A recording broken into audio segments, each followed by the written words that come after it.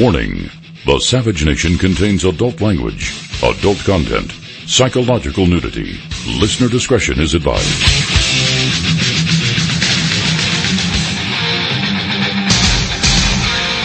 And now, America's most exciting radio talk show, The Savage Nation, home of borders, language, culture. And here he is, winner of the National Radio Hall of Fame Award, Michael Savage. There's a drive hit to deep right field. That ball is going, it is gone. Maris hitting his second homer of the day.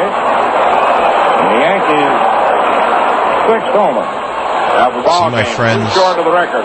Even I, Michael Savage, know what baseball is. Welcome to the program today. I love that clip because it reminds me of the great days of the New York Yankees, and that's the great announcer Mel Allen, who was an inspiration to me without my even knowing it. When I was a kid, I listened to this man's voice, and just there was something about it that made me think I was transported to another world when I listened to him. Well, I just hit one out of the park, like Mickey Mantle. And thanks to you, the book Trump's War is going to be number one. It is number one on the New York Times bestseller list. Now, you may say that's okay, but it's not a big deal. It is a huge deal for a number of reasons. Aside from this program alone, this book was not allowed on Fox News. There's an ongoing blacklist and boycott for reasons I will never understand other than the jealousy of Bill O'Reilly. That's my analysis. Let him prove otherwise, because that's what I've been told. He does not want competition for his mediocre dreck that he puts out, The Killing Series. So the book is number one with this audience and a few websites like the Drudge Report that reported on the book. And I got to tell you this, the difference between a home run hitter in the world of baseball and talk radio is that you're confused to think that there's a team here, a team of conservatives who all love each other. See, when Mantle or Maris would hit a home run, he'd come back to home plate, and the entire team would stand up and high-five him and slap his hand as he came into the dugout. In the world of conservative talk radio, they don't slap your hand, they try to slap you down or trip you up.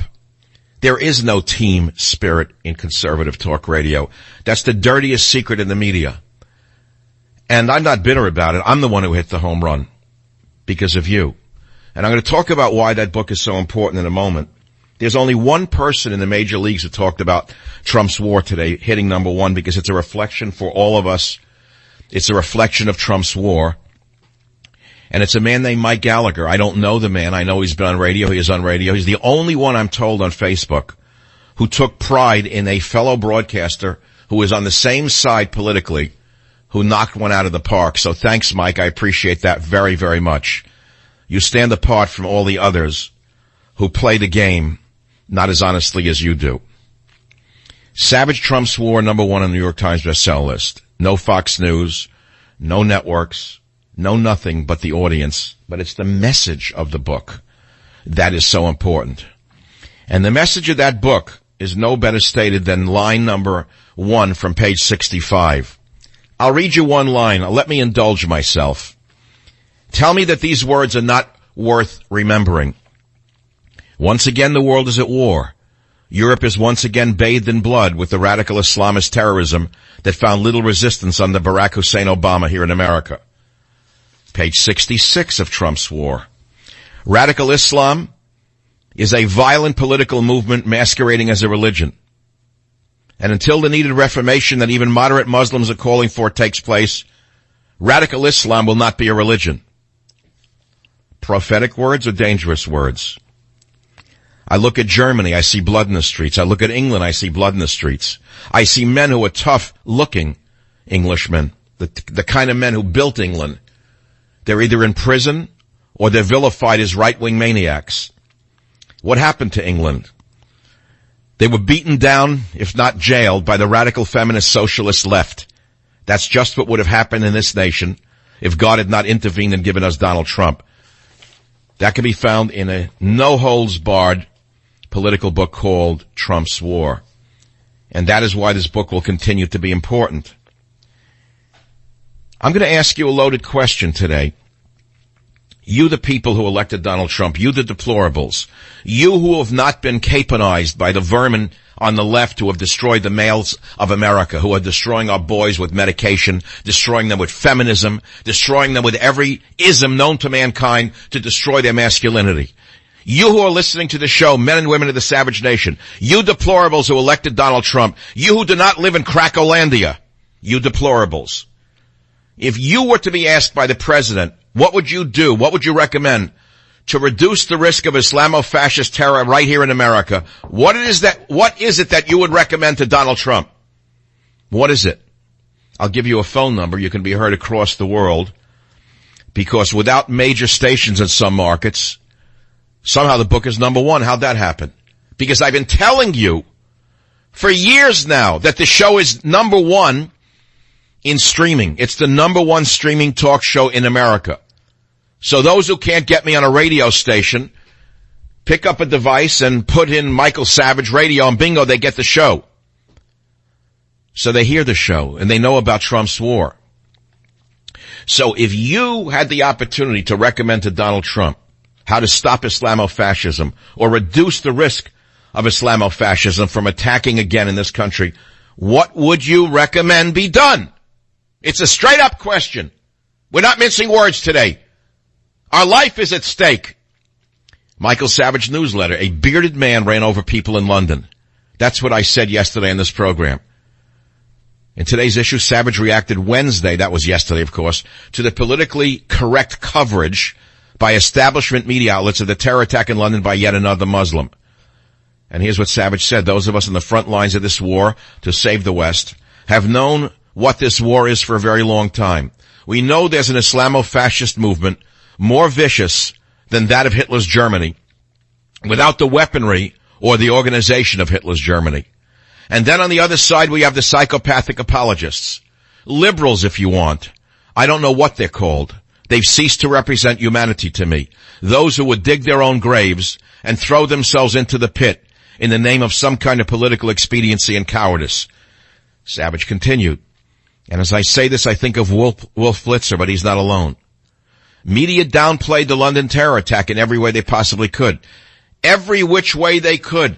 They said a bearded man ran people over and knifed people. Bearded man? Another media outlet put it as a gun incident on the London Bridge. What part of reality do you not understand? Let me ask you a bigger question.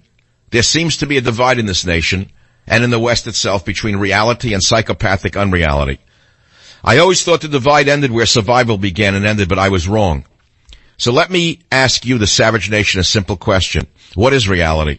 I asked that on the air yesterday. And the listener said, well, reality is what you make it. You can make reality anything you want. And then the listener said, prove to me existence itself as we know it. Prove to me existence itself as we know it is real or unreal. Or prove to me that existence as you know it is the same as the existence as I know it. So I sent a parable about Albert Einstein. The story goes, and I think it's a true story, a man came in after he published a theory of relativity, and Einstein let him come to see him. And he said, Herr Einstein, I finally get it. I read your theory of relativity. There is no reality.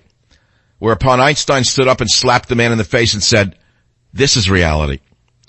Well, I remember reading that, and shortly thereafter, I must have been 20 years old. I was on a country road in the Catskill Mountains of New York, and I ran over a rabbit. I got out and saw the dead thing squashed in the road with the blood and guts all over the pavement. And I remember writing in my journal later on, tonight I ran over and killed a rabbit. This is reality.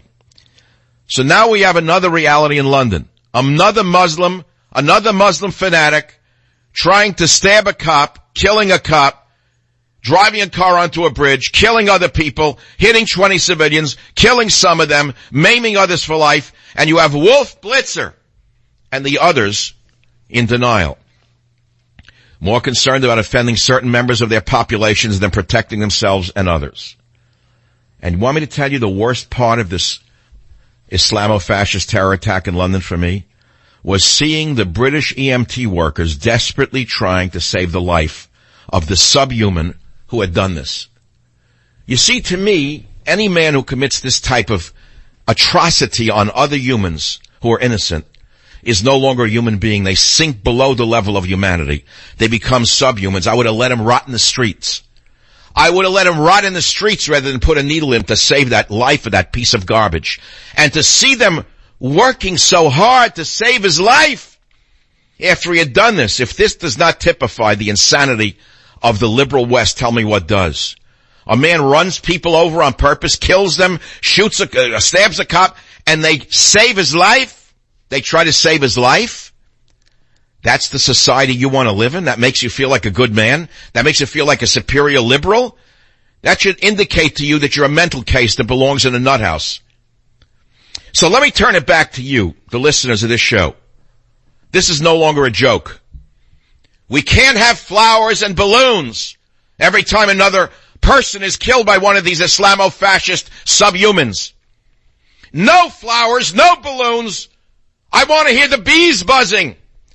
I want to hear the B-1s, the B-2s. I want them in the air. I want to hear them roaring at 5 in the morning at a McClellan Air Force Base. Every time someone is killed, I want a training camp destroyed with everything that walks in it dead. And that's the way you're going to win this war, no other way. Not with balloons, Miss May. Not with that false stiff upper lip, Miss May. We will not be bent. Or the Muslim mayor of London. Isn't he a wonderful speaker? Come here, Mr. Khan. Isn't he a wonderful, wonderful man? Mayor Khan. London is the safest city in the world, he said. And he wants the balloons, and he wants the flowers, and he wants the English on their knees, bowing down to radical Islam. And so this is what the Battle of Britain was about. When the bravest and best of Britain, they were all very wealthy boys. They came from good families, by the way, not like today. They enlisted in the Royal Air Force to save their nation.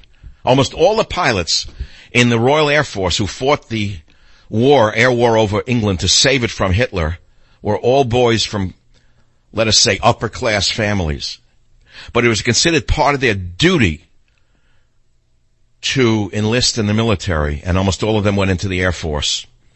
And they fought very bravely in their Spitfires against the German plane, the Me-109. It was an amazing story. I'm sure those boys still exist in England. Many of them are in the Royal Air Force or the Royal Military. Many of them are in police work, but they've been hamstrung. They've been destroyed by the ninnies like Theresa May, by the fellow travelers in their own government who have told them not to be men, but to be crybabies and get down on their knees and just bray to the Muslim fanatics who are killing us one person at a time. How do you stop this? What do you think? It's a miracle to figure out how to stop it? If you have a cancer that enters your body, what do you do with it? Do you pray to the cancer, or do you cut the cancer out? Do you use radiation and surgery to kill the cancer? Think about it, all you good doctors out there. This is the Sabbath. And by the way, we have an amazing guest coming up at the bottom of the hour. I saw her last night on Fox News. Her name is Katie Hopkins. She's an English woman, a fabulous English woman. She wrote an article for the Daily Mail, Welcome to London. She said, we can say we're not afraid, light candles and make hearts of our hands, but the truth is that we can't go on like this. She was nauseated by the weakness of the people she saw in Brussels and the weakness that she saw in London. And she had rage as she watched it. Katie Hopkins is the kind of woman that England needs to save itself from itself. This is the Savage Nation. I need you to save us from the same liberal sickness. I'll be right back. Join the Savage Nation. Call now, 855-400-SAVAGE, 855-400-7282. Savage. The Savage Nation is sponsored by Swiss America, the only company I trust with my financial future. Call 800-289-2646 or SwissAmerica.com. You know, here we are talking about the CIA, the NSA, and top intelligence agencies. All of our sensitive secrets can be hacked. We now know that safety and privacy of our finances are over. I mean, how safe and private do you think your finances are sitting in the cyber world? Who hacked them? How about your stock accounts, your saving accounts, even your 401ks? Frankly, that's why I turned to Swiss America for answers about protecting the savage household finances and privacy. One book explained it all. Don't bank on it. And for a limited time, the first 500 callers can get a free copy. Only 500 of you are going to get it. What timing this is. 800-289-2646, 800-289-2646. It's a free book on exactly the topic we're talking about. And you'll learn how to protect your money against what even the CIA cannot protect. Please do it now. It's free. It's a book. 800-289-2646, 800-289-2646 for a free copy of the book. Don't bank on it.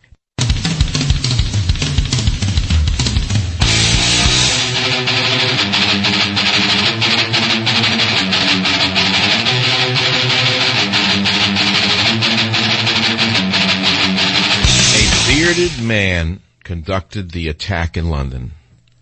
Bearded man of no religion. He wasn't a Muslim, was he? Well, we didn't know it was a bearded man.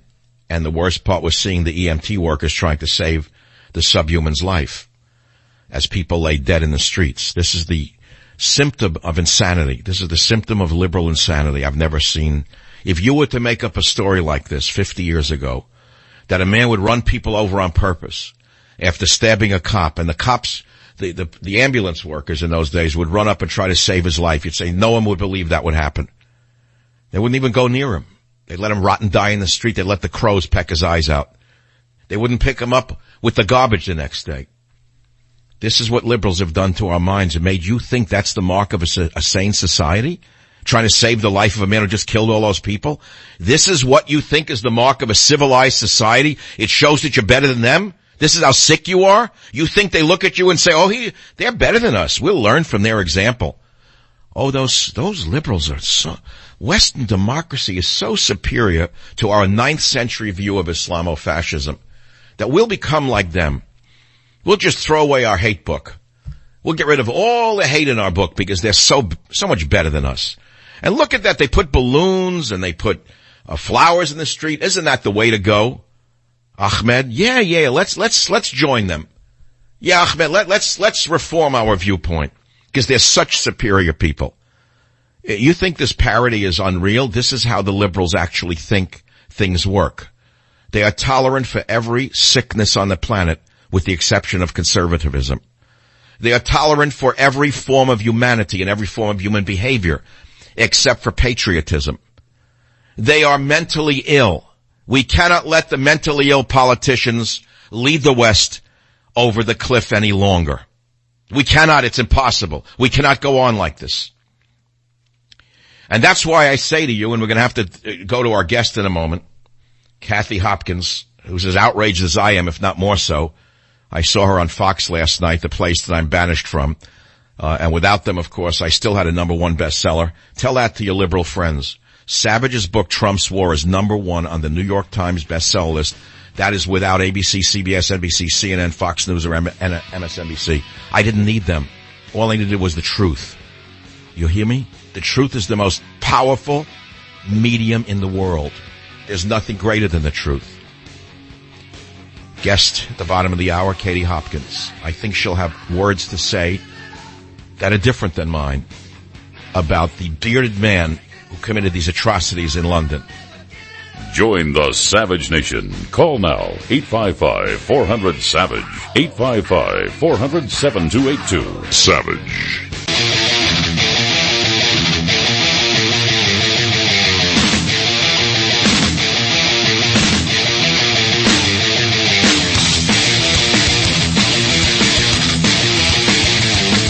We're sitting here in the aftermath of yet another Islamofascist attack upon yet another innocent population, this time in London, and we are asking ourselves, how in the world can the idiots in the media be saying a bearded man ran over people in London?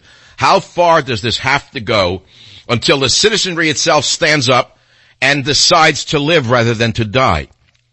Great article in Daily Mail by a fabulous writer, Katie Hopkins. And I'd like to hear what she has to say because I saw her on television. I thought she was just wonderful. You can reach her on Twitter at KT Hopkins. Ms. Hopkins, a pleasure to have you on the Savage Nation program. Thank you for being with us. Thank you very much for having me on. This is not a pleasant time, nor is it a time to simply make hay out of a terrible event.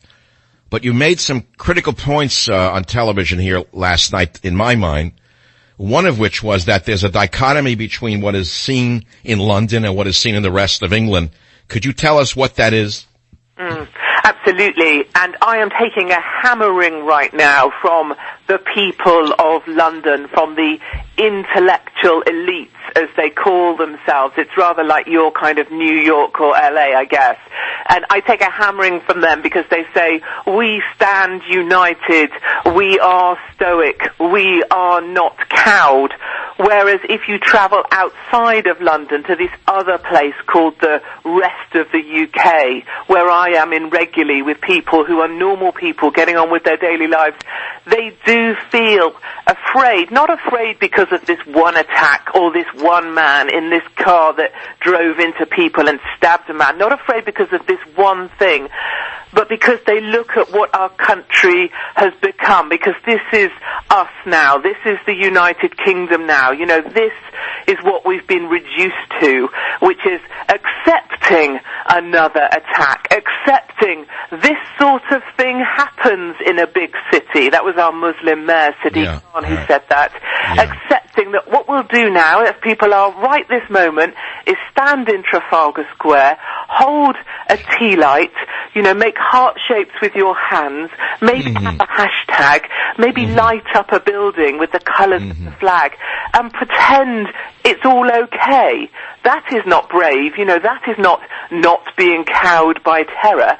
That's failing to see the danger in our midst that nobody's doing anything about. And the rest of the UK can see it, but our establishment, our media, the liberal ruling elite in London just won't acknowledge it. And I believe they won't acknowledge it because to admit the state that we've fallen into would be to admit everything they believed is wrong. You know, multiculturalism doesn't work. Multiculturalism means we all die together.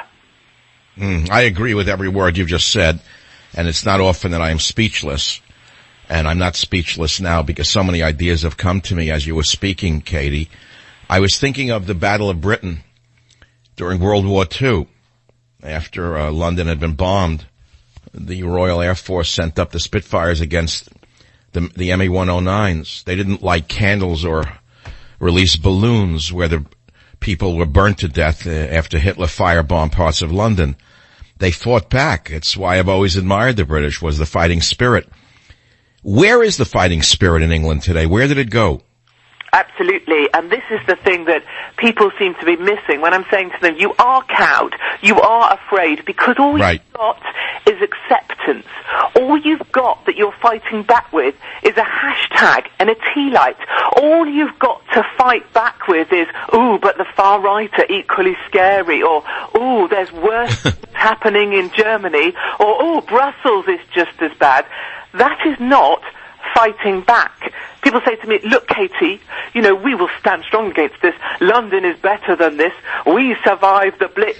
We survived the IRA. But you know what? We were fighting for something then. We were defending ourselves then. We sent brave men and women out to fight for a cause then. And all we have now is a Muslim mayor saying, these sorts of things happen in a big city. We are united. And I tell you, that is as far from the truth as it could possibly be. I have never known a more divided kingdom, and I also have never known London to be more divided. It is basically a city of ghettos. There is the Somali quarter, the Afghani quarter, who don't speak to the Eritrean quarter, who don't speak to the Syrian, and that's very, you know, well demarked. Those sort of communities are demarked by strong lines that exist.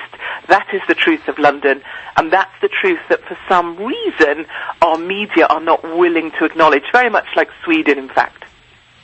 Well, you recently had a Brexit vote. It sort of showed the schism in Britain, or in England for that matter. The schism was between London and the rest of the nation, and then they have the travesty of the Muslim Mayor Khan, if ever there was a fellow traveler, it seems like, let me put it in a crude analogy. It's World War II.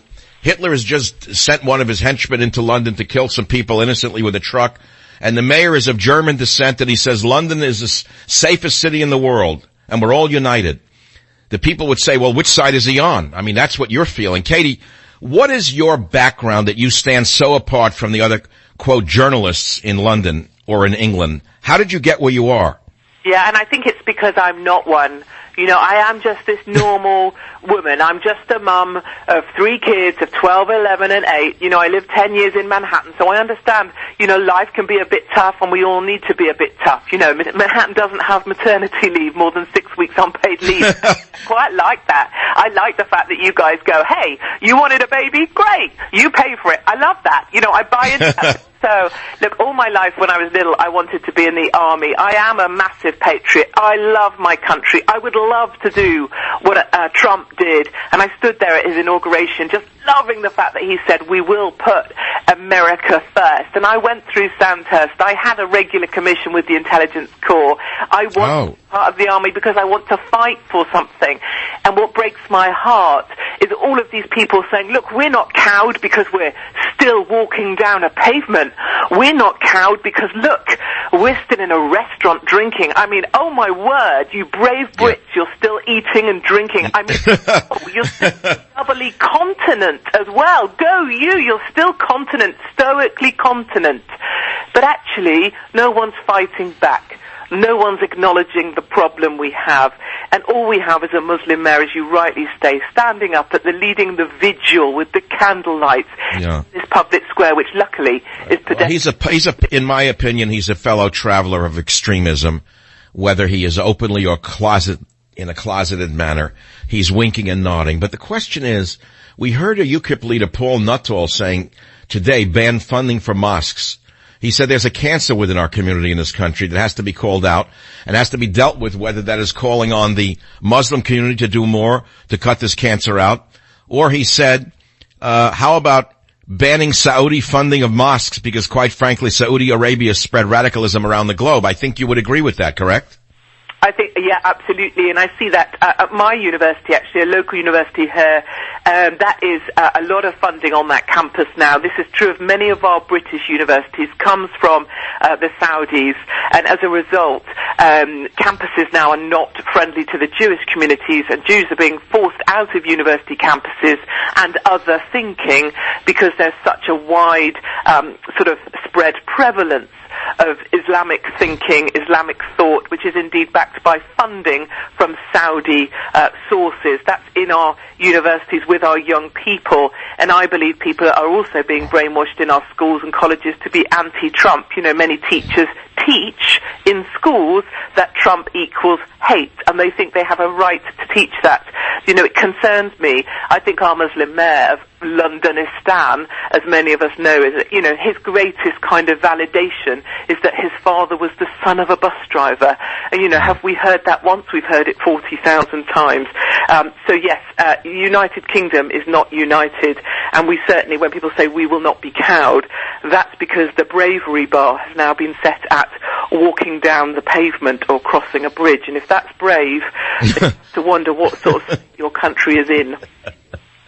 All right, well, I've asked my audience today on this program, what would you recommend to be done to reduce Islamo-fascist terror in the West? And we've been talking about that.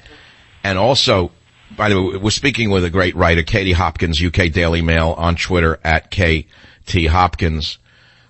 You're impassioned, you're patriotic, you are what England needs right now, and you're not alone. You represent the English people, the very force of England that voted to remove themselves from the emerging Soviet Euro state and to leave the EU are the people you seem to write for, Katie. And what do they think needs to be done to save their nation before it's too late? Let's make a bigger picture. I have people who are very smart, smarter than I, who said they can't be saved. It's too late. The breeding level, the reproduction level, the encouragement of breeding amongst the immigrant classes, and the lack of children amongst the British themselves means that in 20 years or less, they will be slaves to the invaders. Is that too dire a picture? I don't think it is too dire a picture, and if it were only I saying it, I would say, well, you know, be a bit sceptical political, because obviously I'm biased because I'm a massive Brexiteer. I stand with the 52. I'm proud of the people who want to try to get back to a Britain they used to know. But when I hear Erdogan in Turkey saying we are at war, this is a war between the crescent and the cross, and that was only last week he was saying that, I tend to think that's right, and I can only see a full-scale civil war at some point breaking out.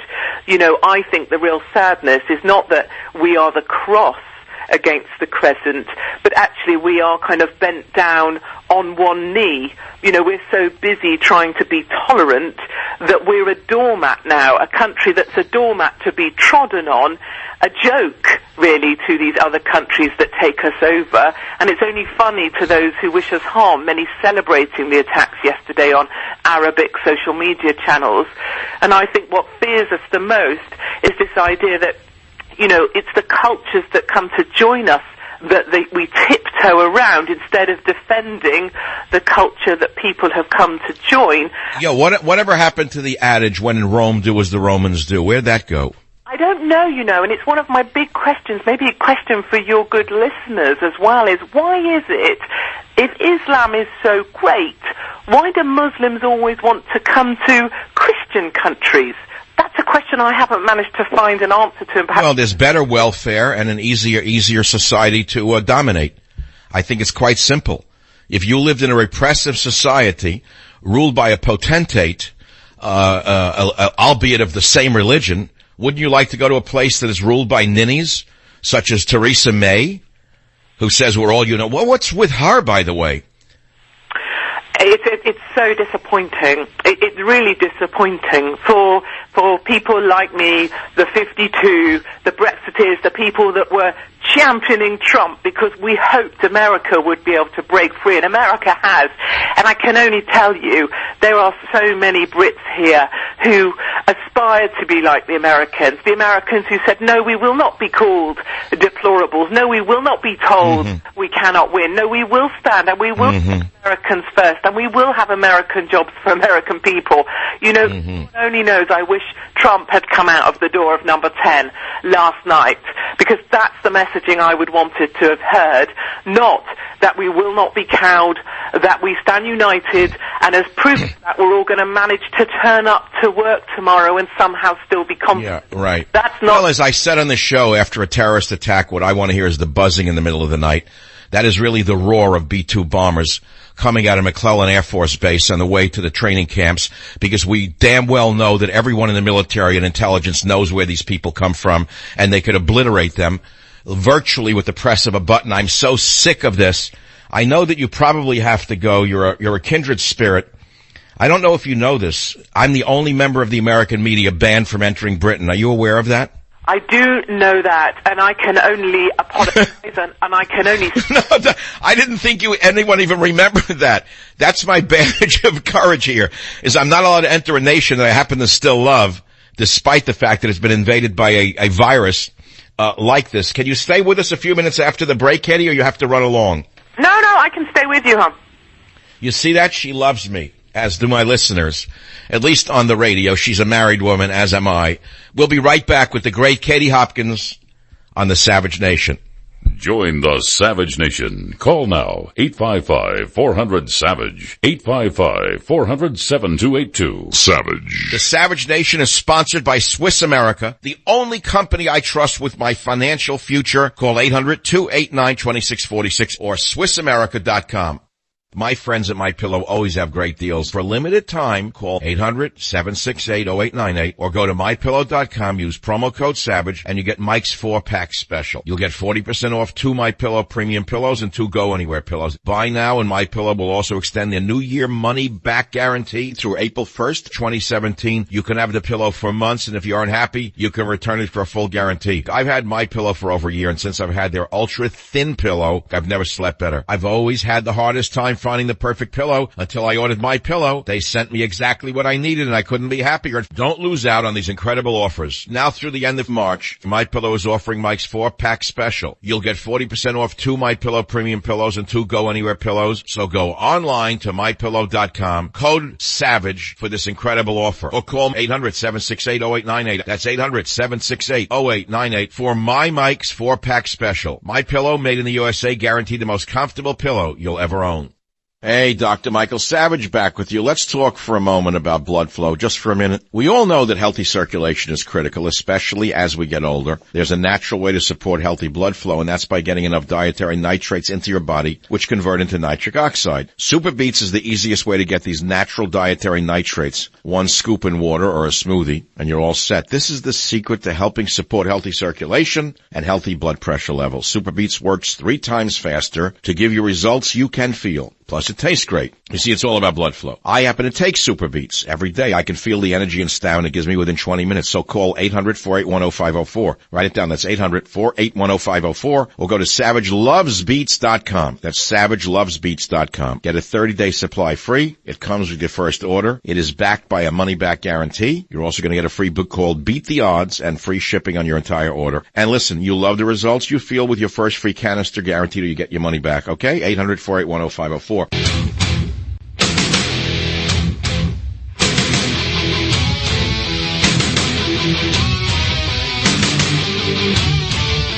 back to our great guest, Katie Hopkins, in a moment, but I have to tell you about a great product from Chamonix, and I tell you that every time I read this, because everybody has the same problem. It's, you don't want to talk about it. You got bags under your eyes, you wish they'd go away. Okay, it's human. Because bags and puffiness under the eyes are a problem for millions of American men and women, unless you use Genucell. It's a plant stem cell treatment from Chamonix. And then, my friends, you will have no bags and puffiness. Listen to Susan from New Jersey, who wrote this. I've been using Genucell for a couple of months. The puffiness around my eyes is gone. Even the crow's feet and small lines have disappeared and haven't come back. I love your product. I use it under my eyes, around my cheekbones, and on my eyelids. Not only Susan, folks, people in my family have been using Genucell for the past few years, and their eyes have never looked better. Believe me, the best part is this product works instantly, and with its instant effects, you'll see results in the first 12 hours. You get your money back. I can guarantee you'll get your money back if it doesn't work. So call now and you'll save big on Genucell's risk-free, limited-time offer, 800-SKIN-891, 800-SKIN-891. Plus, right now during the Chamonix Spring Clearance event, Chamonix will give you an instant $50 coupon while supplies last. Call 800-SKIN-891. Write it down, 800-SKIN-891. That's 800-SKIN-891. We only have a brief moment with a guest who is lighting up the lines here. Her name is Katie Hopkins. You can reach her via Twitter. Katie, we'd like to have you back. I'm getting people who are emailing me saying that woman is great. She's got the spine that built Britain and saved Britain during World War II. You are not alone. Thank you are not alone. You got to know that you have a lot of new fans right now here in America, not only from this show, but last night you're on Fox. Where are the American equivalents of Katie Hopkins? Because I'm sure there are many American women who think the way you do. And Katie, you're not alone in England. It's just that the people who oppose you, they own the media. Yeah. They try to drown you out because they know you're right, Katie. Well, thank you. I find it, even in London today, walking through the city with people on Twitter telling me I'm a horrible woman and they're not cowed and they're still drinking cups of tea, like that proves anything. But as soon as I step inside a black cab, and get inside a shop where a normal person's working, they say, I'm right with you.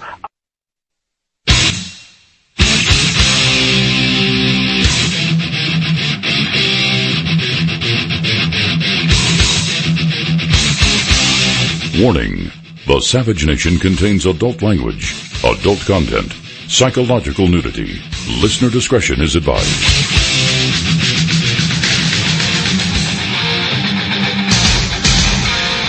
And now, America's most exciting radio talk show, The Savage Nation, home of borders, language, culture. And here he is, winner of the National Radio Hall of Fame Award, Michael Savage. It is wrong to describe this as Islamic terrorism. It is Islamist terrorism. It is a perversion of a great faith. Yesterday, an act of terrorism. All right, I got it. Now, I've heard this before, that it's not Islam, these acts of terror. They're Islamist terrorism, and that it's a perversion of a great faith. The question is, how come so many seem to pervert this great faith? Where do they derive their ideas from? If it's a perversion of a great faith, where do the perverts of this great faith get their ideas to commit such heinous acts? Can anyone explain that to me? Why, it's in the faith itself.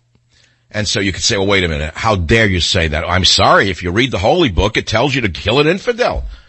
Now, most Muslims are peace-loving. I've had Muslim associates. They're peace-loving, just like Christians are, or Jews. They want to be left alone, worship as they want. But unfortunately, there are a lot of unhinged people who are either mentally deranged or genetically damaged from inbreeding, who read a book and take it literally.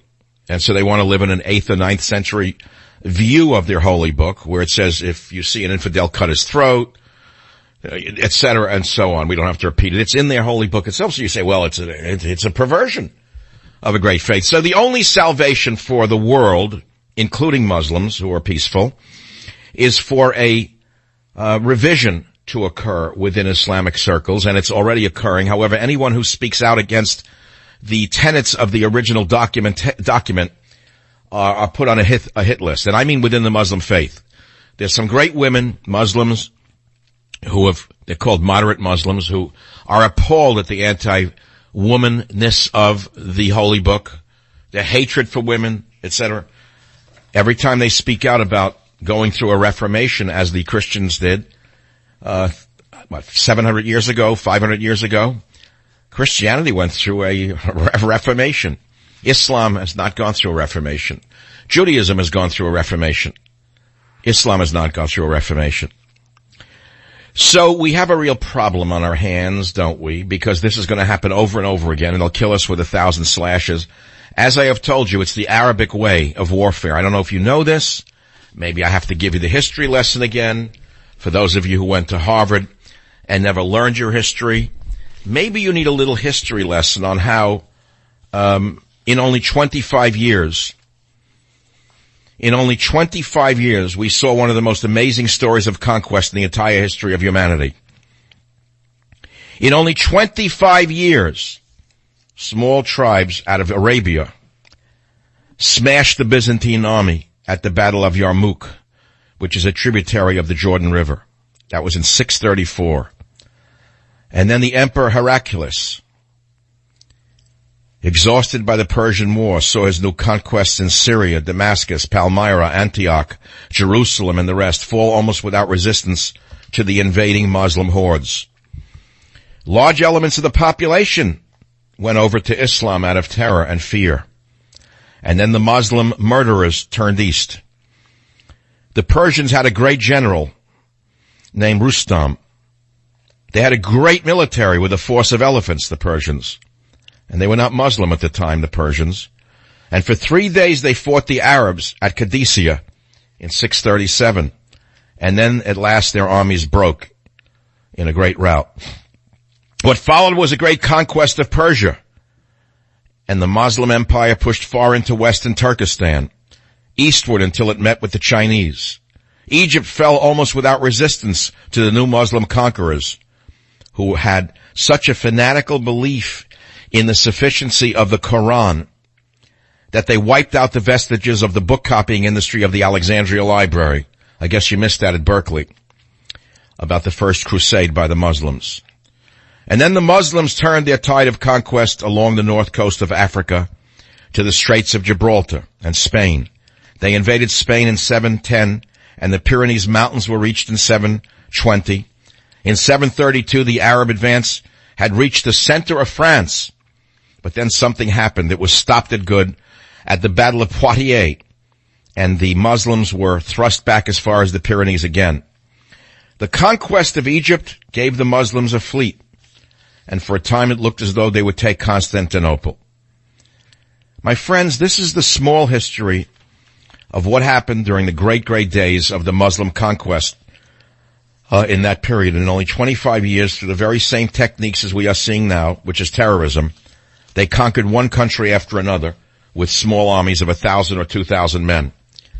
And they're killing us one at a time. It's called 1,000 slashes. They didn't kill a man with one blow, but with 1,000 small cuts. They bled the man to death.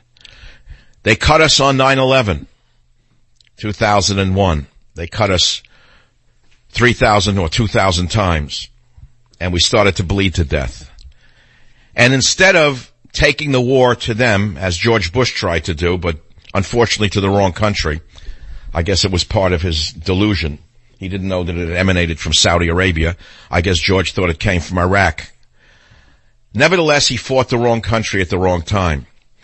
And now the clever Saudis are invading the entire world with their hateful sect of Wahhabism, which you might say is a distortion of Islam if you wish, but it's a virulent form of Islam, if you will.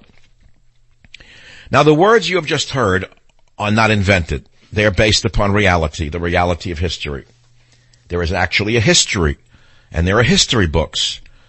And I'm a scholar who reads history and history books. And I bring you the best of the knowledge of the world in as short a period of time as I can to keep your interest and perhaps educate you to the danger you are in. You can hide, you can put your head in the sand, you can get a balloon or a flower and put it in the street the next time one of them attacks one of us, but it's not going to save you. There's only one thing that saved Europe, and that was the Battle of Poitiers, when the knights put on their armor and fought them head-to-head and toe-to-toe and killed them and drove them out of France. There's nothing more I can say to you. Everything else is in Trump's war. I call it his battle for America, but it's really his battle for the Western world. And yes, the book is #1 on the New York Times bestseller list, and I'm very happy with that. But it's not about me. It's about the West. It's about Trump's war. He was supposed to save the West from these psychopathic, suicidal liberals. But never forget that these suicidal maniacs, the Pelosi's, the Schumers, that babbling fool who's I don't remember her name, Waters, these most vicious people, they're crazy people. They would rather see the nation commit suicide than let Trump advance one iota. So yeah, it's a miracle that Trump's war is #1 on the New York Times bestseller list, thanks to you. And it is true that Salon magazine did name me the godfather of Trump mania. And many people consider me to be the determining factor in driving Trump over the finish line, in having motivated millions of undecideds and the deplorables who would have otherwise sat out the election. But I believe that this book is more important going forward than it's ever been, especially what they're doing to Trump every day. The vote was delayed minutes ago on repealing the health care bill, and it should have been, by the way, delayed. I agree 100% in delaying it, because it was nothing but Obamacare light. Everyone knows that. And I believe President Trump was misadvised by some people within his own circle who were not advising him correctly. I've talked about that over and over again. I am not an advisor to the president. I wish I were asked to be so. And it could happen that downstream he'll come to understand that there are people who know more than those around him right now. And I'd be happy to give him my 2 cents. But my 2 cents are found in over 300 pages right now, actually 250 pages with references. Let me open with one paragraph from this best-selling book. And then I'm going to ask you a question again. If you were advising Donald Trump on how to stop the Islamo-fascist cold, what would you advise? There's one open line at 855-407-282. Here's how I open the book in the shot heard round the world. I write this: I am not a guru. I am not a leader. I am a broadcaster and a writer who can think. In that sense, what you see is what you get. A man of the people who helped lead this revolution that gave us Donald Trump. In that sense, I am much like the thinkers and writers who helped lead the revolution 241 years ago. That first American revolution was as much a revolution of ideas as political institutions, just like ours today. And it wasn't led by peasants, like the disastrous French Revolution, which immediately followed it. It was led by men of ideas. Now, I know many of you can't believe that those of us on the right can think, or that we have a literary background, but there are some of us who do. And trust me, there are tens of millions of us who read, and we're now on the bestseller list with our book, Trump's War. The country has changed, the world has changed, and you better wake up to the fact that unless you listen to us, something horrible is going to happen to you, and it won't be from us. It will be from the very people that you harbor and you think are your friends. And on that note, I will take a break and come back to the question of the day, which is, what would you, the audience of the Savage Nation, thank you for making Trump's War number one on the NYT list, what would you do if you were advising President Trump? What would you do to stop this takeover of the West, particularly of America, and prevent the next attack by one of those who have perverted this great religion? Back in a minute. Join the Savage Nation. Call now, 855-400-SAVAGE, 855-400-7282. Savage. The Savage Nation is sponsored by Swiss America, the only company I trust with my financial future. Call 800-289-2646 or SwissAmerica.com. You know, here we are talking about the CIA, the NSA, and top intelligence agencies. All of our sensitive secrets can be hacked. We now know that safety and privacy of our finances are over. I mean, how safe and private do you think your finances are sitting in the cyber world? Who hacked them? How about your stock accounts, your saving accounts, even your 401ks? Frankly, that's why I turn to Swiss America for answers about protecting the Savage household finances and privacy. One book explained it all. Don't bank on it. And for a limited time, the first 500 callers can get a free copy. Only 500 of you are going to get it. What timing this is. 800-289-2646, 800-289-2646. It's a free book on exactly the topic we're talking about. And you'll learn how to protect your money against what even the CIA cannot protect. Please do it now. It's free. It's a book. 800-289-2646, 800-289-2646 for a free copy of the book. Don't bank on it.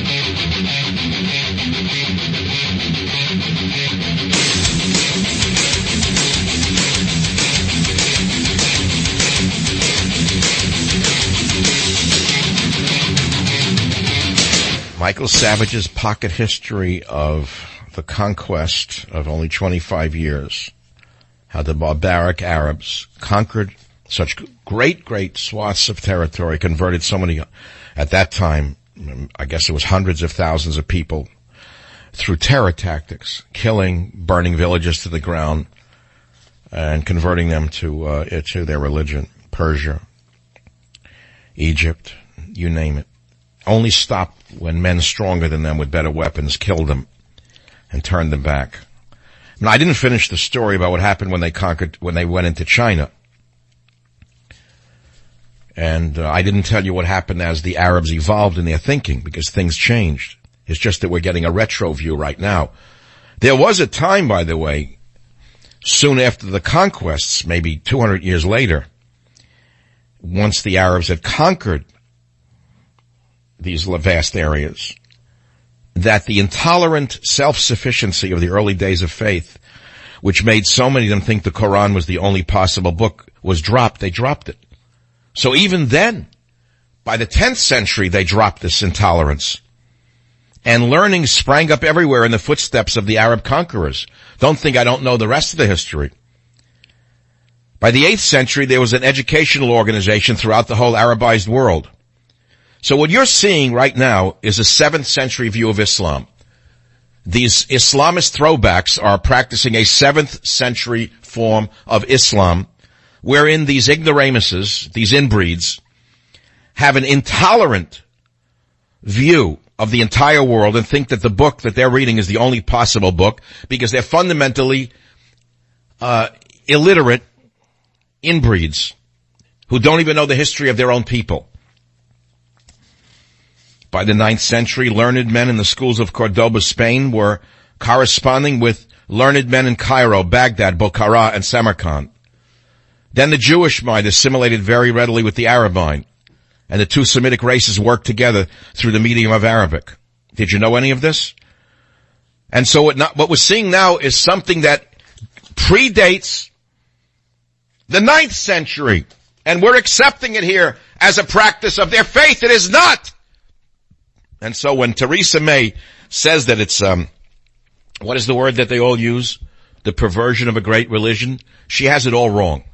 It's not the perversion of a great religion. You can describe it in 1,000 other words than that. It's not a perversion of a great religion. It's people living in the 7th century view of their religion. Maybe she ought to study history before she becomes prime minister next time. And so the only way for us to understand what we're facing is to understand what we're facing. I try to help you with it every day, and I do the best I can. And what's amazing to me is that I'm lucky that I'm a former teacher and a science teacher at that, because I learned something in all my years of writing science papers, and I didn't write a lot of them, but they were all good, and they were published in great journals. I was taught early on in science writing to be succinct, use as few words as possible to make your point.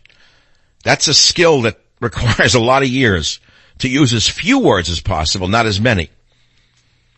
And I then read a lot of literature. I read a lot of literature, and one of the writers I loved the most was Ernest Hemingway, because he also used as few words as possible to write his great books.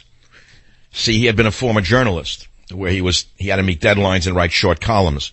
So he didn't fill the pages with a lot of words to fill up space. He didn't write by $1 a word or 10 cents a word. He wrote what he wanted to write, and he tried to do it in as clean a form as he could. And that's why I'm able to teach you the history of the world and conquest in such a brief period of time, and try to awaken you to what you are facing. No, this is not an anomaly. No, these Islamic terrorist attacks are not occasional. No, they didn't just start yesterday. They started in the 7th century. So don't think they're going to end tomorrow unless you end them tomorrow. And we can do a lot of things in this country to end them. That's why we elected Donald Trump. He said he would. Didn't he say that he would not let Muslims into this country? And what did the Schumers and the Feinsteins and the Pelosi's have to say when he did that? Racist, this is, that is. No, he was a survivalist. And these psychopathic left-wing idiots are suicidal lemmings. And we have to ignore them and push them aside, or they'll take us all over the cliff. Trump said he would ban any more Muslims from entering this nation. And what did he do? He tried to put in even a travel ban. And these sick people on the left called him every name under the sun and blocked him. One filthy judge in a dirty robe. Who is that piece of garbage judge? Who is he? Who is that filth? Did I elect him? Did that piece of garbage hiding behind a black robe, did he run for office? No, he's a left-wing nut. How did one nut in a filthy black robe stop a president? It's because he is backed up by the sickest people on the planet, suicidal leftists who will kill all of us unless we let Donald Trump do his job. And that's just the beginning of what must be done. There's a lot more.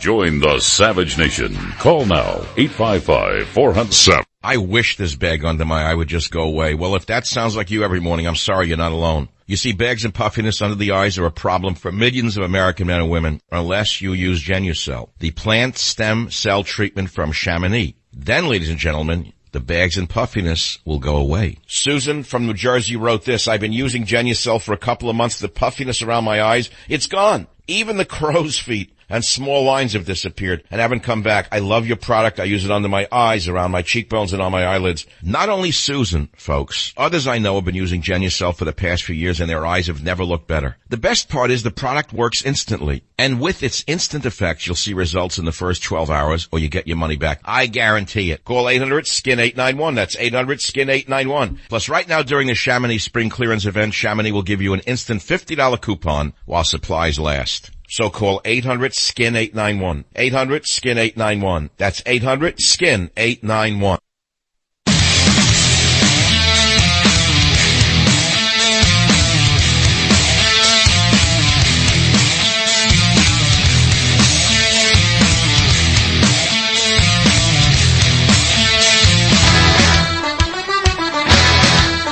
I have a dream. A dream that one day I'll go over to Britain again when the men are running the country, with women like that great lady I had in this show in hour number 1, and we have in England again. And they've decided to live rather than get on their knees and beg for their survival. I have a dream that one day I'll wake up and Donald Trump will be able to rule America, and all of the psychopathic obstructionists will finally be voted out by their own party, who also decide they want to live, not to die. Which brings us to terrorism again. What is our plan for victory for this terrorism? I'm very pleased to tell you that I do have friends in the media. I have a few friends in the media. I mean, you know, the book's #1 on the New York Times list, Trump's War, which is an awesome victory. You have no idea what this is. To be a man alone and to come out #1 on the Times list. This is the first time I've had a #1 bestseller in many a year. The first one was, hold on, I gotta read you this. I was thinking about that this morning, and I went to my library and dusted off my first one. I've had many New York Times bestsellers recently, 5 in a row, which unto itself is pretty awesome. Thank you for that. But in 2002, I published a book called The Savage Nation, Saving America from the Liberal Assault on Our Borders, Language, and Culture. That's the one with the great picture of me with the sunglasses, the iconic picture of me with the Golden Gate Bridge behind me, that my son took in a snapshot one day on the back of a ferry boat or something. And the minute it was taken with the sun glinting off the glasses, it was an instant classic.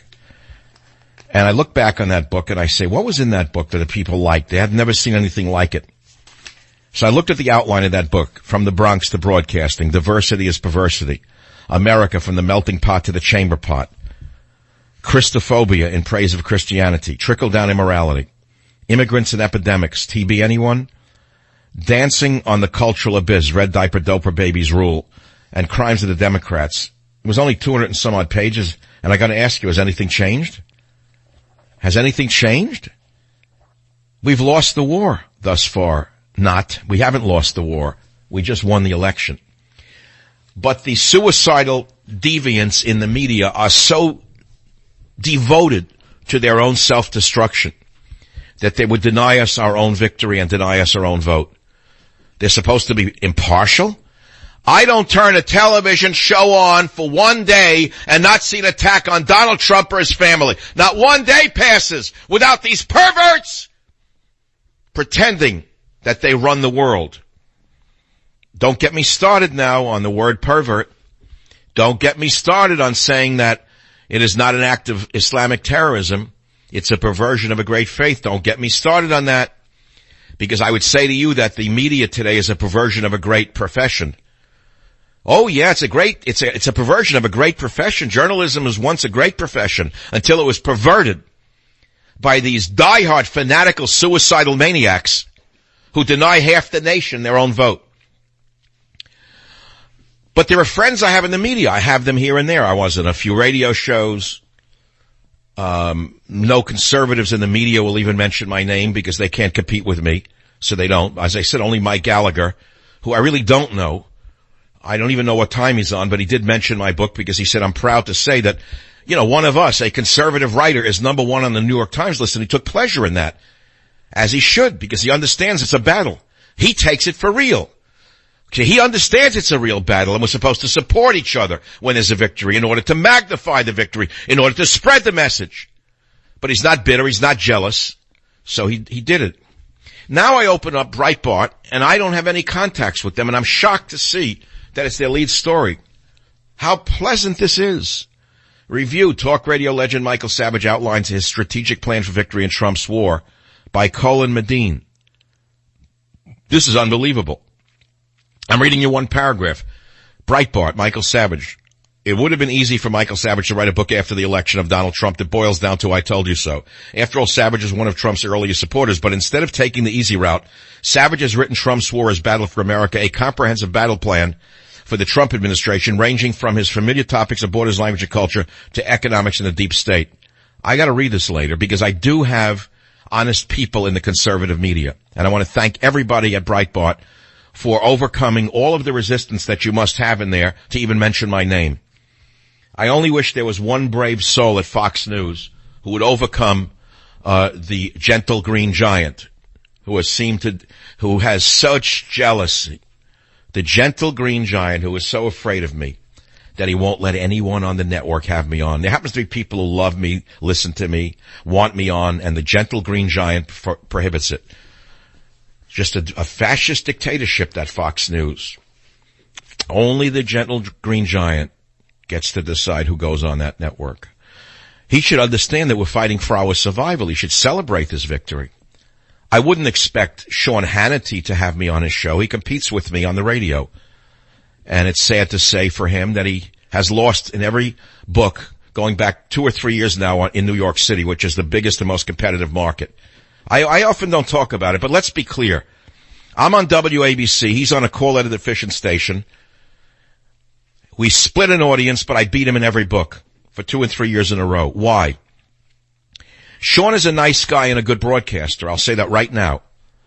He has a television show to use to promote his radio show. I don't. But I have a message that's clear, and I'm very clear in my messaging. And so that does it. The truth somehow wins out every time. As long as you can get the truth out somehow. I just want to thank the people in the media who have come to understand that we're fighting for our survival and that we really ought to support each other a little bit more. I only wish the gentle green giant could put take his shades off for a few minutes and see what's really going on around him and recognize that it's not just about ratings or money. It's about survival, which is what we are talking about now. I had Katie Hopkins from England on in the first hour. She's a real warrior, this woman. She's the kind of woman who built England. You know, you watch a show like Vikings, and you see the Viking women. She was like a Viking woman. Absolutely. She said she went to Sandhurst, and she had been in the military. They're amazing with 3 children. She can't stand what she's seeing in England right now. They stood in the center of Brussels, row on row, she wrote, hands held high, making hearts to the heavens, showing the slaughtered they were not forgotten, reminding themselves they were here with love, looking to show humanity wins, that love conquers all. They lay in the center of London, face down where they fell, stabbed by a knife, rammed with a car, flung broken into the Thames, life bleeding out of the curb. And she goes on. An Asian man rushed to hospital. She says, no anger for me this time. No rage like I felt before. No desperate urge to get out there and scream at the idiots who refuse to see this coming. Not even a nod for the glib idiots who say this will not defeat us, that we will never be broken, that cowardice and terror will not get the better of Britain. She says, because as loyal as I am, as much as my whole younger life was about joining the British military and fighting for my country, I feel we are broken. She said, our country is broken. This is what we have become. This is what we become. Because all the while those forgiving fools in Brussels stood with their stupid hands raised in hearts to the sky, another mischief was in the making. More death was in the pipeline. London is a city so desperate to be seen as tolerant. No news of the injured was released. No clue about who was safe or not. Liberals convinced themselves multiculturalism works because we all die together. An entire city of monkeys. See no evil, hear no evil, speak no evil, blind, deaf, and dumb. And then she talks about the seething hatred inside London from the immigrants, how the Afghans hate the Somalis who load the Eritreans. And she goes on, and how it's a war between London and the rest of the country. Well, it's a parallel here in America, a war between the Schumer, New York, the Pelosi, San Francisco, and the others. Those of us, the deplorables, like you who listen to this show in hiding. Many of you yourselves self-identify as Democrats, don't you? Even as liberals, don't you? And yet you tune into the show as often as you can, don't you? For a reason. Because something in you stirs when you hear me speak. Perhaps it's an uncle that you once had or you wish you had. Perhaps it was a father that you had or wish you had. Perhaps it's your own voice that you sometimes hear, but you suppress, that you hear coming out of your radio speakers or your whatever you put on your head as you listen on an iPhone. It's the voice of survival that you hear. It's the voice of survival that you hear. It's a man clamoring to survive, trying to awaken you to your own survival instincts. I'm asking you to shake off the brainwashing. I'm asking you to break the shackles of liberalism, which are crippling you, not ennobling you, not making you a stronger, better person, but a weaker fool than you already are. Obsequious to those who kill you, bowing down to those who would cut your throats, and will do so once they have the majority, as they've done in every other country where they've gotten the majority. Are you insane? Probably. Just ask your psychiatrist. He'll know, if he himself knows what sanity is. But let's not get off the beaten path here. I give you a strategic plan for victory in Trump's war. And I'm asking you now, what's the path for victory to prevent the next terror attack from another, let us say, pervert of the religion of peace? I'm using Theresa May's words. She says it's wrong to describe this as Islamic terrorism. She said it is Islamist terrorism, a perversion of a great faith. Well, at least she said the word Islamist. Obama wouldn't even say that. Where is Obama, by the way?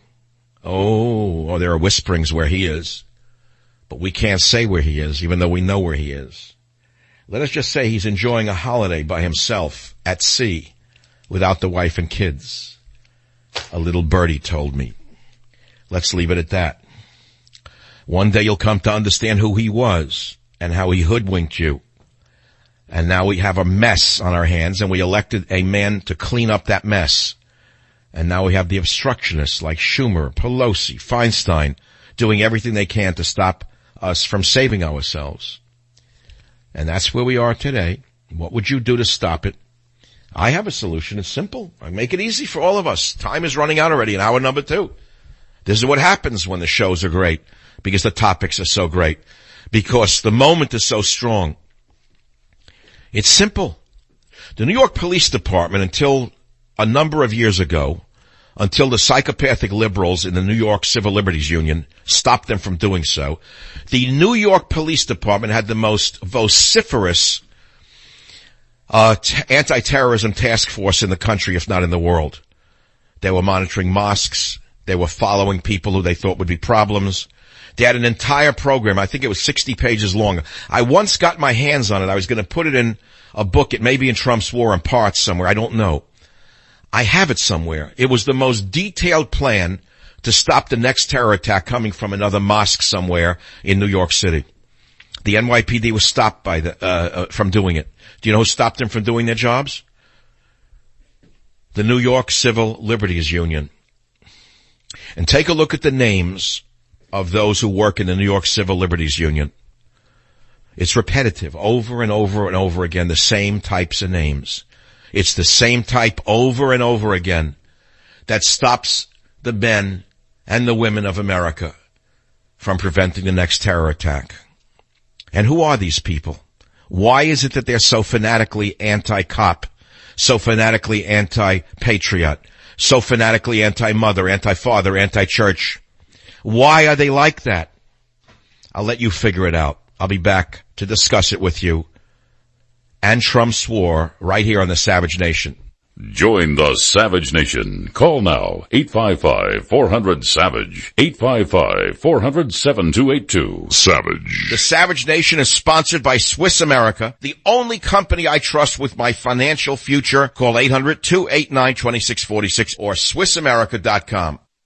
We all need medicine, but prescription medication costs can really add up. Most people don't know that pharmacy prices vary wildly, and insurance isn't always your best bet. With GoodRx, you can stop paying too much for your prescriptions. GoodRx is an easy way for Americans to save up to 80% on their prescriptions. In fact, most people save at least 49%. GoodRx is easy to use. They even use my name. Just text GoodRx 466-379. Enter the code SAVAGE. Type in the name of your prescription and your zip code. While GoodRx is not insurance, GoodRx prices often beat insurance prices. Listen to me, don't go to the pharmacy without checking drug prices at GoodRx first. GoodRx saves you money and is totally free. No membership required, no need to supply personal information. To see how you can start saving money on your prescriptions, just text GoodRx 466-379 and enter the code SAVAGE. That's GoodRx 466-379 on your mobile phone, code SAVAGE. What have you got to lose? Nothing, just money to save.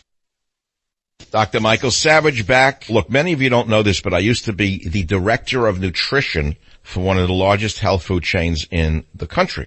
And I found this product, Super Beets, and it's really one of the most impressive natural functional foods I've seen in my career. And it has to do with blood flow, blood flow, blood flow. Beets are loaded with dietary nitrates, which convert into nitric oxide in the body. Super Beets is the easiest way to get these natural dietary nitrates to specifically help with blood flow and circulation. Super Beets works 3 times faster to give you results you can feel. It tastes great. I use Super Beets. I use it every day. I can feel the energy and stamina it gives me within 20 minutes, and I want you to feel it too. Call 800-481-0504. That's 800-481-0504. Or go to SavageLovesBeets.com. You're going to get a 30-day supply for free. It comes with your first order. It's backed by a money-back guarantee. You're also going to get a free book, Beat the Odds, and free shipping on your entire order. You're going to love the results that you feel with your first free canister, guaranteed, or your money.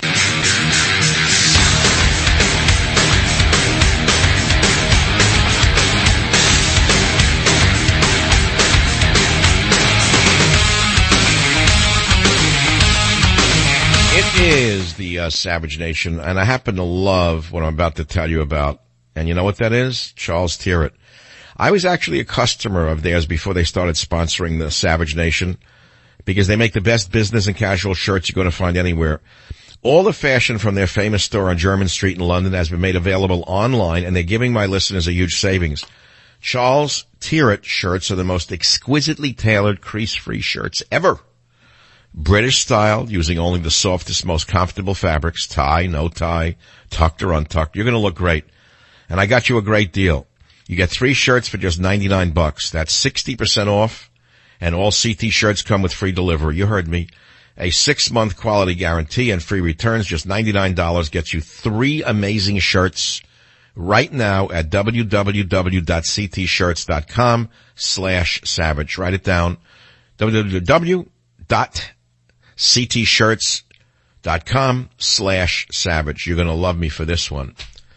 Well, we're down to the last couple of minutes of hour 2, which means a number of our affiliates leave us, and many, many affiliates, hundreds of them, stay with us. If you are leaving the show right now, take great pride in the fact that you had another victory. That one of yours, Michael Savage, with your help, just knocked the book out of the park. It was a home run, like Babe Ruth, and I'm walking around the bases. No Fox News, because the big green giant won't let anyone have me on, even though I know there are people who are dying to have me on. Wouldn't it make sense? You think of it. You have a show on Fox News. It's all ratings based. So you have Michael Savage on with the New York Times #1 bestseller, and you talk about the book, and I tell my listeners to listen to that show. The ratings go through the ceiling. And yet they'd rather cut their nose to spite their face, because the big green giant, so as I understand it, wants no competition for his books. Would you believe this? And you thought everybody was on the same team. You thought it was one big happy conservative family. Well, now you know the rest of the story. There is no family. There is no coordination. There is no unity. There's no more unity in the conservative media, so-called, than there is in the Republican Party. You got people like me, and then you have liberals posing as conservatives who'd rather stab me in the back and throw every impediment in the way than see me heard or seen anywhere. Period. End of story. And that's it. I'm not bitter. I'm happy. And that's the end of my political book career. There's no more. So Islamo-fascist terror hits London again. The worst part of that story for me was seeing British AMT workers on the ground trying to save the life of the subhuman who had just stabbed the cop and run people over. Fighting to save his life, that pile of human trash. Me, I would have let him rot in the street till the crows pecked his eyes out. I would have put a yellow barrier around him and let him rot in the street. I wouldn't let his family get his body back. This is sick. It's not the mark of a superior culture to do that. It's the mark of a sick, weak, depressive, suicidal culture to do a thing like that. A man who kills your women and children indiscriminately, you work around the clock to save his life. What does that prove? That you're a better person? It proves you're a fool. Join the Savage Nation. Call now, 855-400-SAVAGE, 855-400-7282. Savage.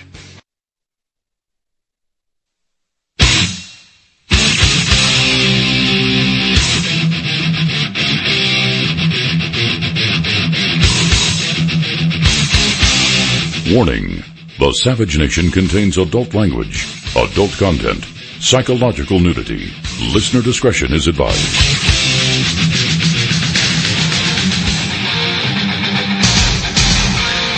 And now, America's most exciting radio talk show, The Savage Nation, home of borders, language, culture. And here he is, winner of the National Radio Hall of Fame Award, Michael Savage.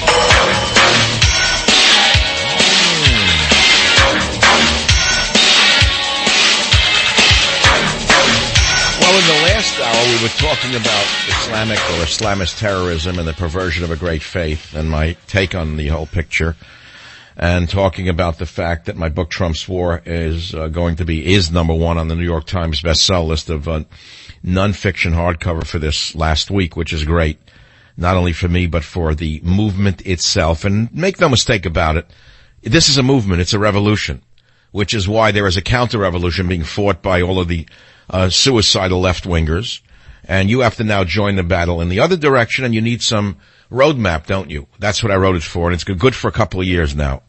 So in the last hour, I talked about the Islamist terrorism, in Theresa May's words, that it's a perversion of a great faith, but I've not really yet talked in the show today about the Mongols, and I think I should mention the Mongols for a few minutes, because there's an interesting story here as relates to the Muslims. And the Mongols, as we well know, were ruthless. They massacred and assimilated every town they went into. Either they killed everybody or made them convert to or assimilated them. And they went into Hungary, massacring and assimilating the kindred Magyar people. Even as the Magyar had previously massacred and assimilated the mixed Scythians and Avars and Huns before them.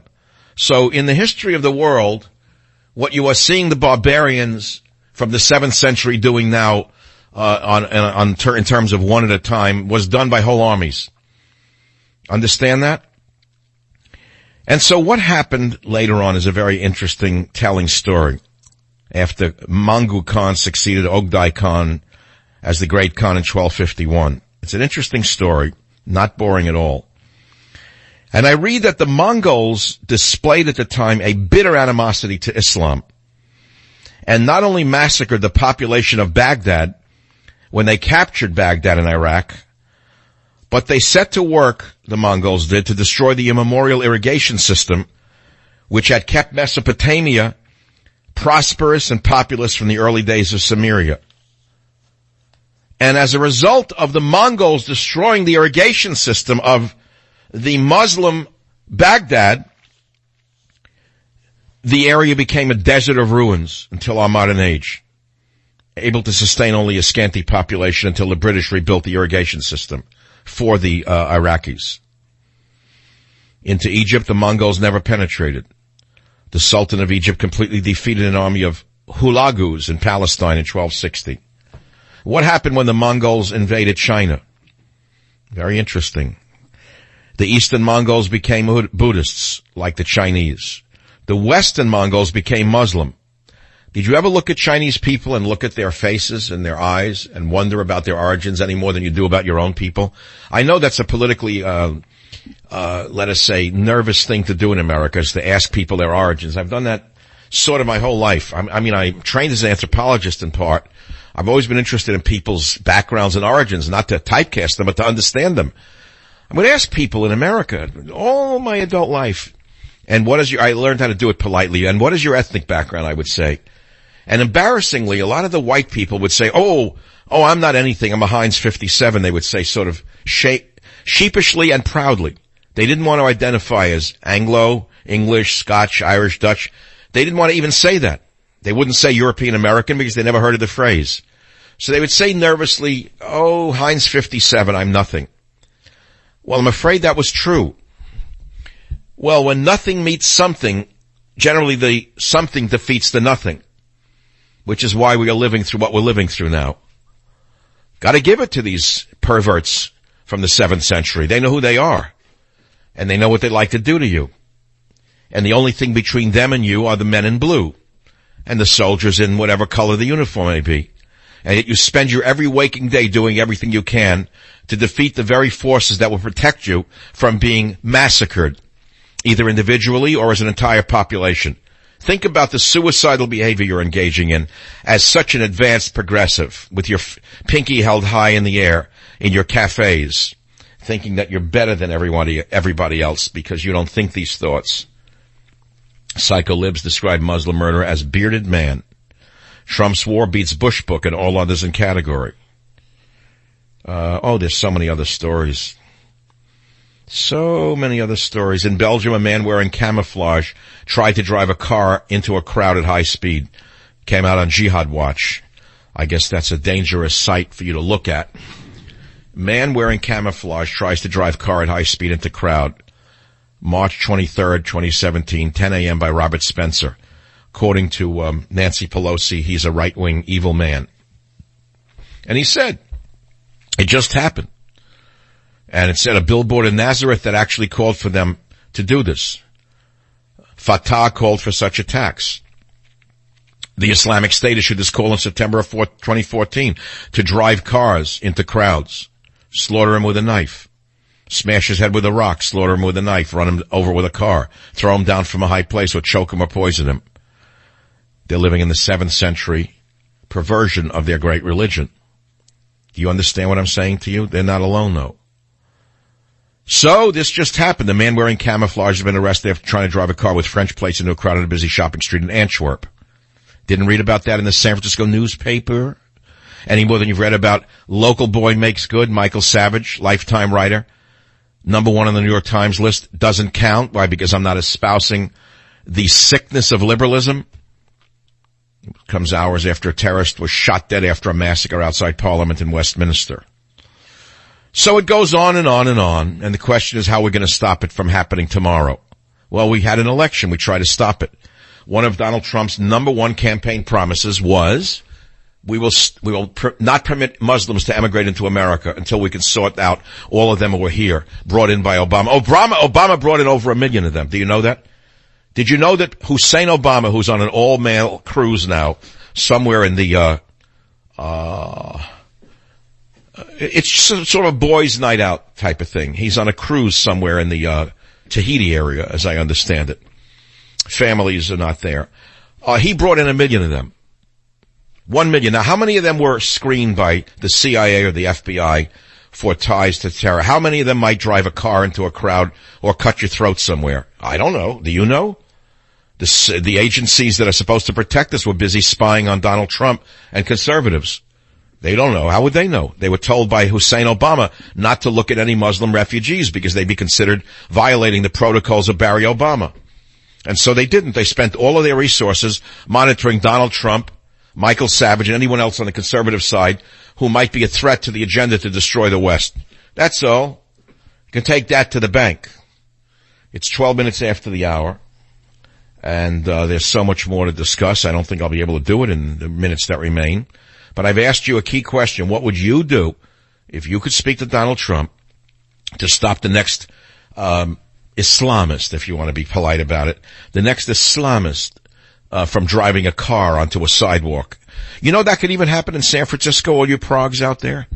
Yeah, you could be coming out of a cafe just having read the Communist Manifesto or a book on how to hate Trump or how to overthrow the church or how to hate the police. And do you know that one of these 7th century throwbacks might drive over your dead body, your body on a sidewalk because he wouldn't know the difference between you and any other kafir? Did you know that? Did you know that to them you are the same? You didn't know that. You didn't study that at Harvard or at Bolt Law School. You didn't get to that lesson. Those who do not know their history are condemned to repeat it, said the great non-musician George Santayana. And I'm not talking about the musician. This is the yeah, they were pretty good. Oye, como va? Yeah, oye, como va? Se dice, I guess. Something like that. I don't know the lyrics. But we're not talking about the musician Santana. We're talking about the Spanish philosopher Santayana, who wrote, those who do not know the history are condemned to repeat it.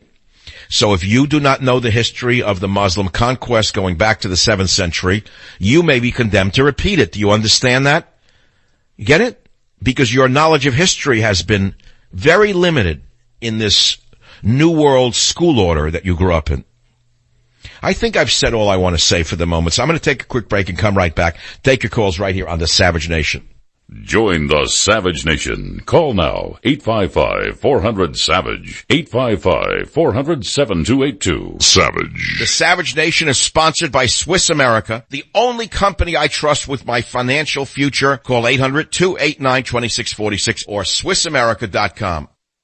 My friends at MyPillow always have great deals. For a limited time, call 800-768-0898 or go to MyPillow.com, use promo code SAVAGE, and you get Mike's 4-pack special. You'll get 40% off 2 MyPillow premium pillows and 2 Go Anywhere pillows. Buy now, and MyPillow will also extend their New Year money-back guarantee through April 1st, 2017. You can have the pillow for months, and if you aren't happy, you can return it for a full guarantee. I've had MyPillow for over a year, and since I've had their ultra-thin pillow, I've never slept better. I've always had the hardest time finding the perfect pillow until I ordered MyPillow. They sent me exactly what I needed, and I couldn't be happier. Don't lose out on these incredible offers. Now through the end of March, MyPillow is offering Mike's 4-pack special. You'll get 40% off 2 MyPillow premium pillows and 2 Go Anywhere pillows. So go online to MyPillow.com, code SAVAGE for this incredible offer, or call 800-768-0898. That's 800-768-0898 for Mike's 4-pack special. MyPillow, made in the USA, guaranteed the most comfortable pillow you'll ever own.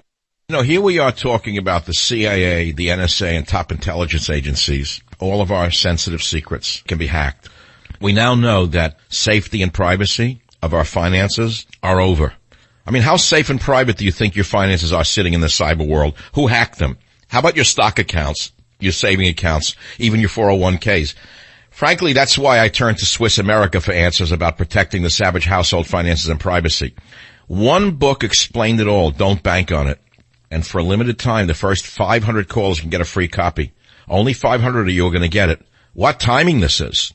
800-289-2646, 800-289-2646. It's a free book on exactly the topic we're talking about. And you'll learn how to protect your money against what even the CIA cannot protect. Please do it now. It's free. It's a book. 800-289-2646, 800-289-2646 for a free copy of the book. Don't bank on it.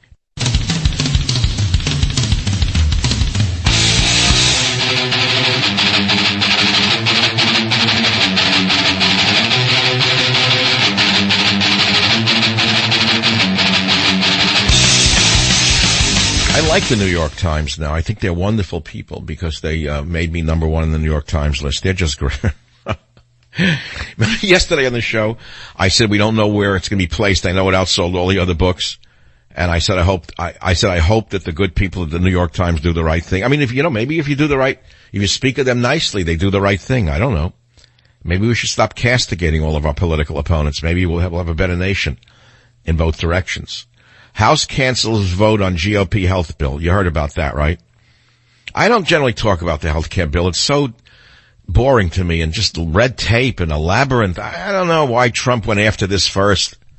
To me, it wasn't that big a deal. I would have let it run for a while. This was a small wing of the Republican Party, a small group of people who wanted this done first. It was really not the number one thing on my agenda, believe me. But okay, I have a whole chapter on what I would do to repeal the bill. It's in Trump's war. I'm not going to do it now. And prospects for the Republicans' health care revision got grimmer by the minute today, despite Trump's personal lobbying of conservatives. And he feared that it wouldn't pass, so they pulled it. Not a good sign. Very, very bad sign, because one of the marks of a great politician is someone who can compromise, do deals, and get things done. And one of the greatest in American political history, modern history, was LBJ. I was told, even when I was young, that guy knew how to make a deal work. He'd go around one to the other, and he'd work out deals. He'd give them what they needed to do to get what he wanted. This is what I'm trying to tell you. This is a compromise that Donald Trump needs to learn. He's not a dictator. He's a negotiator. And he cannot run the country like a business. If I get the opportunity and the honor to sit with the president ever again, and he wants my candid opinion, which I don't think is going to happen in the very near future, I would say to him, you've got to understand the art of compromise, not the art of the deal. Because you're not making deals, you're making compromises now. Politics is horrendous. It's messy. I myself, Mr. Trump, could never be in that business. I'm too strong-willed. My ideas are too fixed. I could never be a politician. I knew that from the beginning. I'm not made for it. So, we may not like our politicians. We may put them down. But they're in a situation or a system that unto itself is almost impossible for the average person to work in. We're not used to it. It's almost against human nature to be a politician. To constantly have to finagle and work out deals. I couldn't live that way. That's why I never went down that road. Thank God. You do a radio show, you think, you get your facts lined up, and you speak, and you hope that people agree with you more than disagree with you. You write a book, and then you have an editor who says, what about this, what about that? Then the lawyer for the publisher reads and says, you can't say this, you can't say that, what do you think? Can you back that up? It's called a vetting. Then you publish the book, and you live with it. But writing a book is sort of like being a dictator in your own way. You're writing what you dictate. That's what it comes down to. You're not compromising. See, this is the thing about being a writer, is that it suits my nature, is that you don't have to compromise that much to write a book. You understand? It's very interesting. I never thought about this out loud, why I was drawn to writing. I got to go back to myself as a child. I'm going to drift again. I don't have the desire to talk about politics right now, which is, I always was a quiet kid. Would you believe that? Before I became an unquiet kid, I would sit and make model airplanes, wooden model airplanes out of balsa wood and paper. Would you believe that? Today they'd probably say there's something wrong with me. Any child who could sit quietly without an electronic device and press buttons to give him answers must have been sick. He did what? Mrs. Savage, he spent hours not in front of a machine with glue, with balsa wood, making airplanes and ships. That's a very sick child, Mrs. Savage. We need to give him some treatment. We need to massage his brain so he's like everyone else, looking at the oracle in his hand, which gives him the answers to everything on the planet. Taking pictures and sending them to people who don't look at them. Taking obscene pictures of his body and sending them to little girls who send them back to him. Could you imagine if I had an iPhone when I was 5, 6, 7? I don't know how do kids live in that world? I don't understand it. What worlds open up to them? You think they're all wonderful worlds? Ask Mr. Google about that. No deal. No deal. No deal. The bill could still come to a vote in coming days. But canceling today's vote was a very big defeat. It came on the 7-year anniversary of Barack Obama signing the Socialist Care Act. And for years now, the Republicans made believe they wanted to repeal it. Years they spent, the McConnells and the Ryans. You give us the power and we'll repeal Obamacare. They've been repealing it for 6 years, and when it didn't matter, they knew it would only be a symbolic vote because Obama was still in the White House and Democrats held a majority in the Senate. So the rhinos during those years when they knew it wouldn't matter took the opportunity to show what tough conservatives they were for their long-suffering constituents. And they voted 6 times to repeal the law in its entirety, with almost 50 other votes to repeal or delay parts of its provisions because they knew it could never pass. So they kept doing it. So now that the vote is no longer symbolic, repealing this monstrosity seems to have become a lot more complicated. And so the first proposal the rhinos came up with was a budget bill that included repealing Obamacare and adding $9 trillion in new debt over the next 10 years, right out of George W. Bush's playbook. The Republicans were ready to add as much to the national debt as Obama has over his 8-year term, and it only took them 3 days. That is page 45 of the New York Times #1 bestseller, Trump's War. So if you think it's all hot air and it's hyperbole, you are mistaken. Careful thought, careful ideas, savage solutions, your roadmap for the next 4 to 8 years of the Trump administration to help him overcome the hostility not only of the obstructionist left, but of the devious Republican Party. Savage's Trump's War, #1 on the New York Times bestseller list. Thank you very much. What would you recommend to reduce Islamo-fascist terror in the West has been the question of the day. We've not gotten to too many calls, but boy, we've got them today. And we'll get to them tomorrow. But the news just keeps on tumbling down on us. Dow tumbled 120 points because of this healthcare debacle. Join the Savage Nation. Call now, 855-400-SAVAGE, 855-400-7282. Savage. This is going to sound like a horror story, but for some people, it's a reality during tax season. Now, imagine you head to the mailbox after doing your taxes, you reach in, discard all the junk mail, and then pull out the item you've been waiting for so long, only to get a huge shock someone's already filed for your return. You probably didn't know that identity thieves could use your personal information to file for your refund or commit other forms of ID theft. In fact, the IRS identified approximately $4.1 billion in suspected identity theft, tax refund fraud in 2016. Thankfully, though, there's LifeLock. With LifeLock, you have access to a team of U.S.-based specialists who know the steps to take and the calls to make to fix identity issues, whether it happens during tax season or any other time. Of course, no one can prevent all identity theft or monitor all transactions at all businesses. Join now and get 10% off by using promo code SAVAGE. Call 1-800-LifeLock or head to LifeLock.com, promo code SAVAGE. That's SAVAGE, and you save 10% now at LifeLock.com.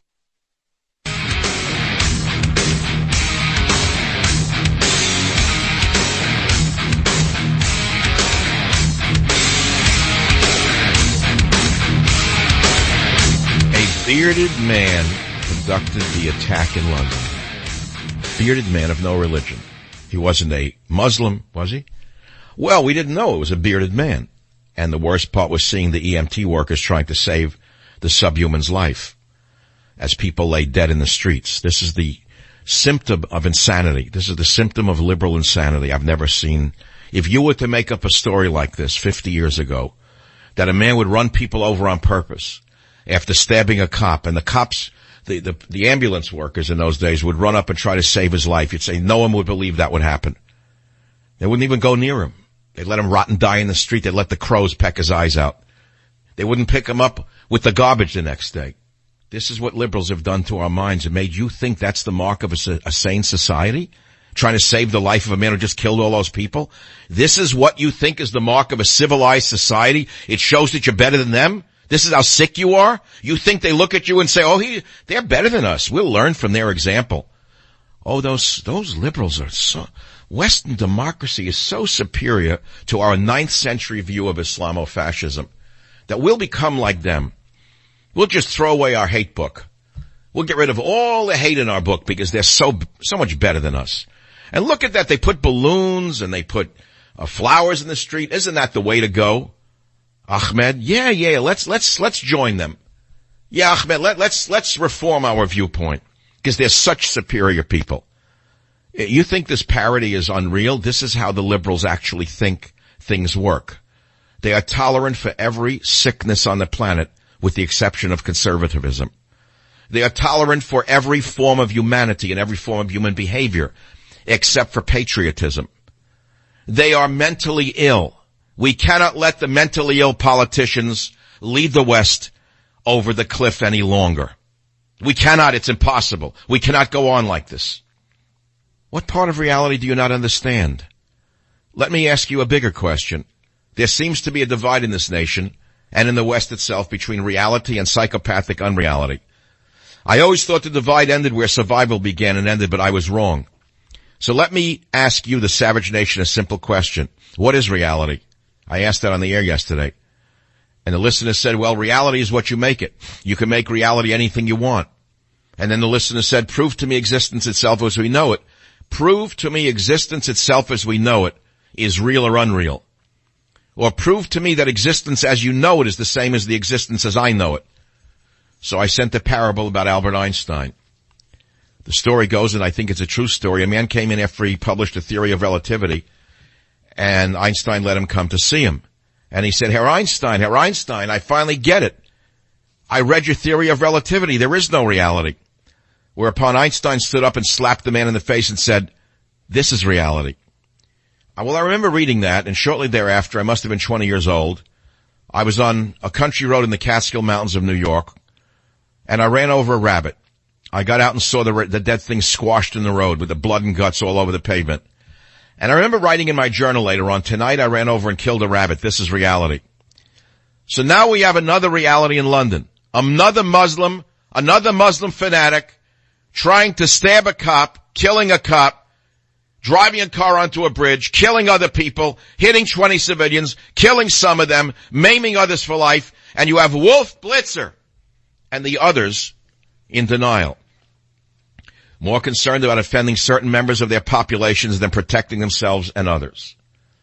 And you want me to tell you the worst part of this Islamofascist terror attack in London for me was seeing the British EMT workers desperately trying to save the life of the subhuman who had done this.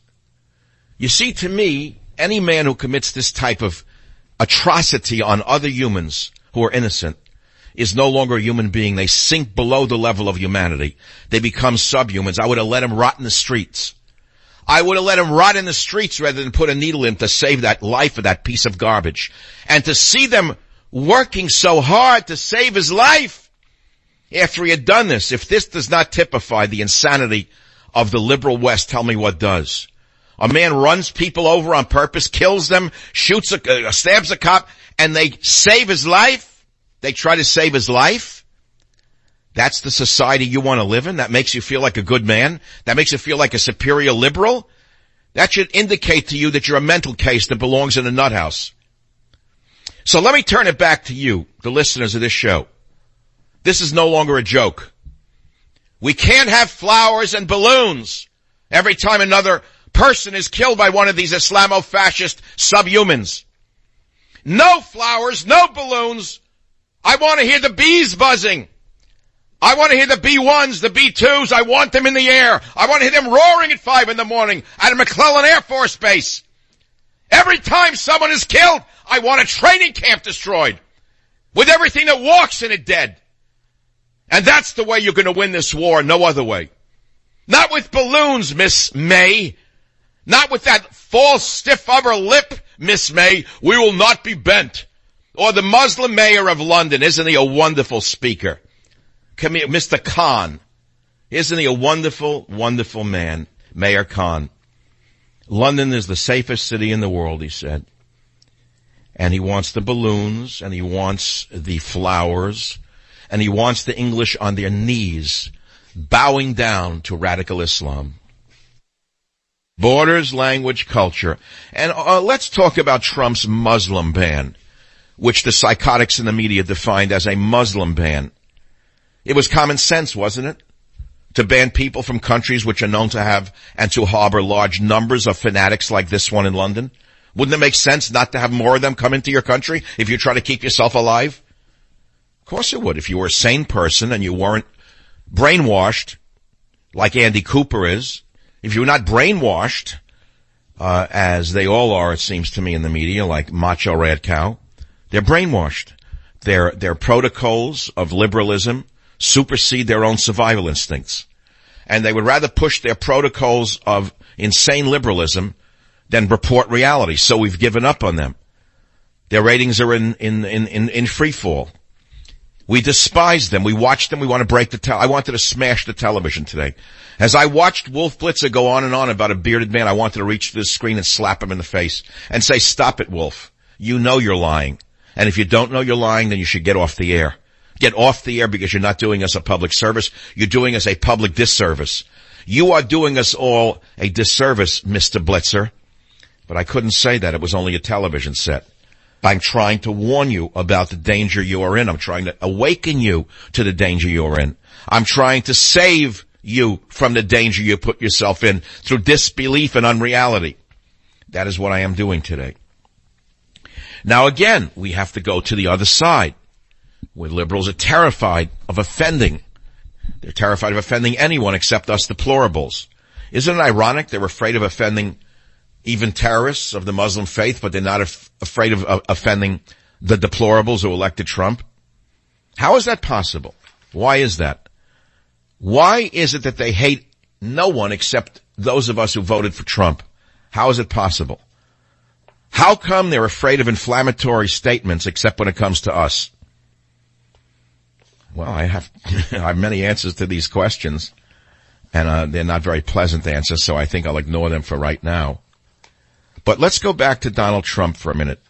He was elected largely through my help, and when he came on the scene, he was really forceful in his statements. They've muted him. They put him on the defensive. They got him where they want him. They got him on the ropes. And in the book, I say the patriots who elected him have vowed to take their country back. Standing in their way are far-left radicals who have taken over the Democratic Party, check Schumer. Rhinos protecting their big business special interests, check Ryan. War profiteers with trillions to lose if Trump restores peace, check anyone on the Senate Intelligence Committee. Liberal media who will stop at nothing to bring Trump down, check them all. Says while everyone else was still talking about the election, Michael Savage was already looking ahead to the war Trump and his supporters will have to fight. Well, we're fighting it right now. Trump said, he put in a ban the other day. What did he ban? He banned electronic devices on airplanes from certain countries. Well, the liberal media went crazy.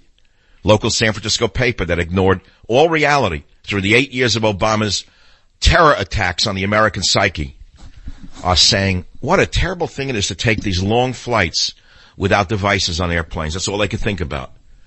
They didn't have their devices on the airplanes as they fly to the various places around the globe where they can seek pleasure. They will have no devices. I guess they forgot how to read a book or a magazine or how to do a crossword puzzle. They need a device on an airplane? What do you need a device for?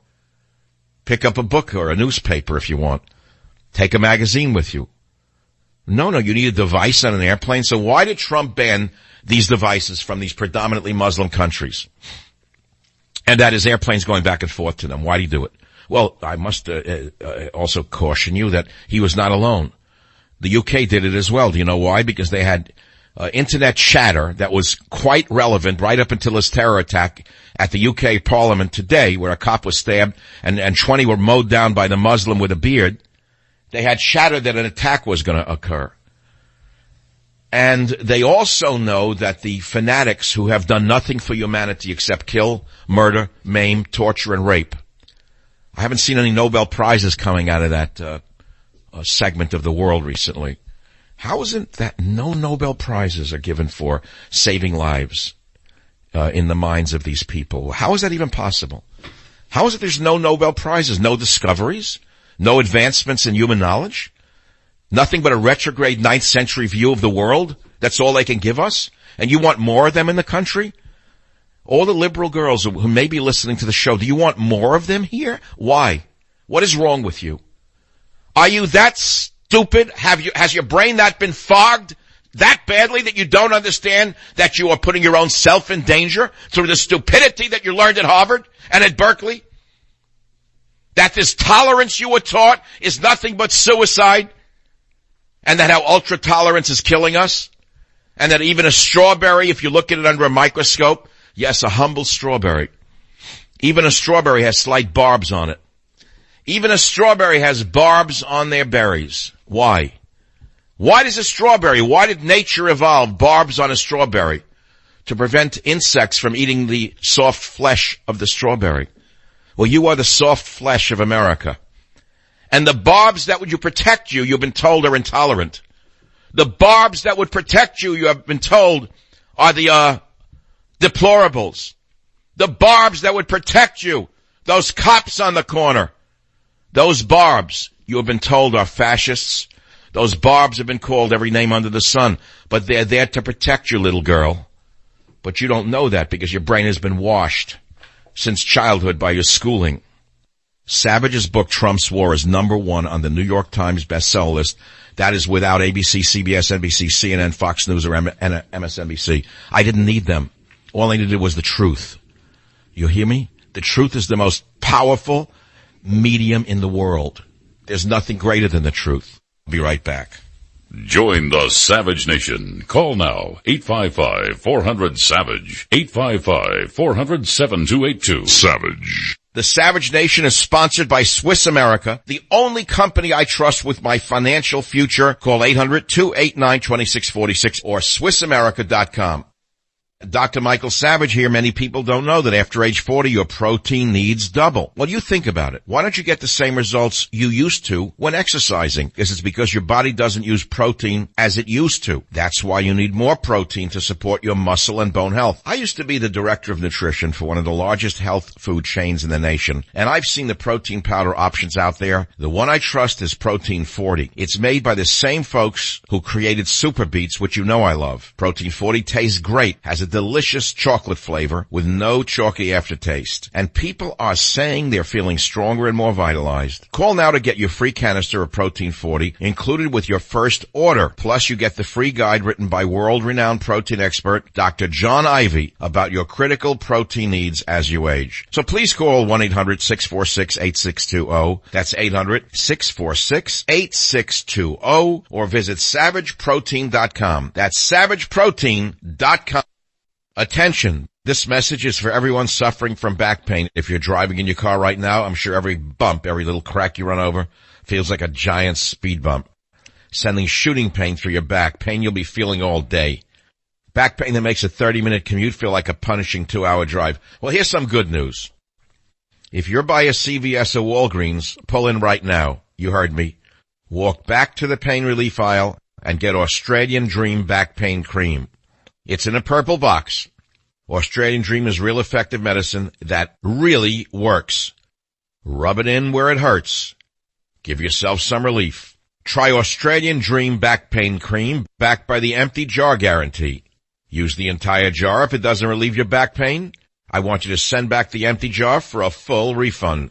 Pull into the nearest CVS or Walgreens. Get Australian Dream Back Pain Cream now in the purple box, or visit AustralianDream.com.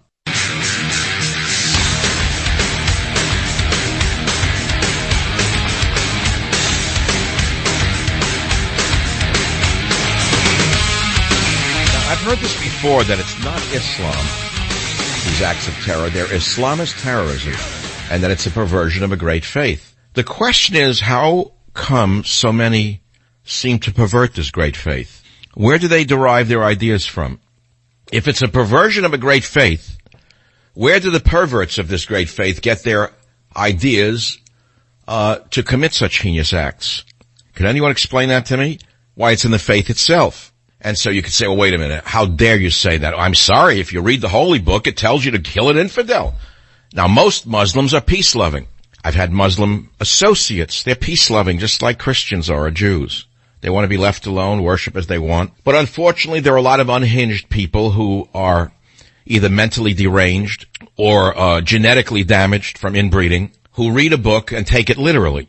And so they want to live in an 8th or 9th century view of their holy book, where it says if you see an infidel, cut his throat, etc., and so on. We don't have to repeat it. It's in their holy book itself. So you say, well, it's a perversion of a great faith. So the only salvation for the world, including Muslims who are peaceful, is for a revision to occur within Islamic circles, and it's already occurring. However, anyone who speaks out against the tenets of the original document are put on a hit list, and I mean within the Muslim faith. There's some great women, Muslims, they're called moderate Muslims, who are appalled at the anti-womanness of the holy book, their hatred for women, etc. Every time they speak out about going through a reformation, as the Christians did, 700 years ago, 500 years ago, Christianity went through a reformation. Islam has not gone through a reformation. Judaism has gone through a reformation. Islam has not gone through a reformation. So we have a real problem on our hands, don't we? Because this is going to happen over and over again, and they'll kill us with 1,000 slashes. As I have told you, it's the Arabic way of warfare. There is actually a history, and there are history books. And I'm a scholar who reads history and history books. And I bring you the best of the knowledge of the world in as short a period of time as I can to keep your interest and perhaps educate you to the danger you are in.